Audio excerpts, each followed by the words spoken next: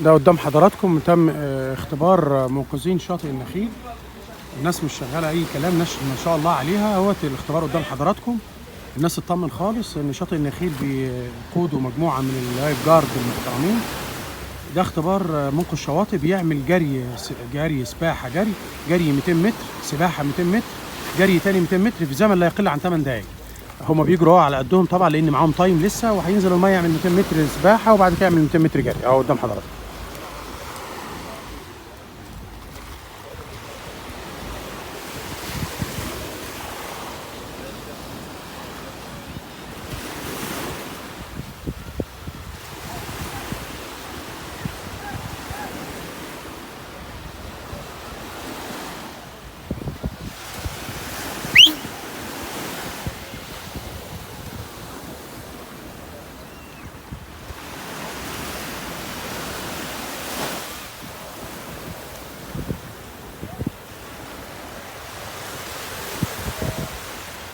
ليك في السباحة تعوم سطر، تعوم دولفين، تعوم هيد اب، تعوم سايد ستروك. المهم ما تنامش على ظهرك ورجليك ما توصلش الارض وما تمشيش على الارض.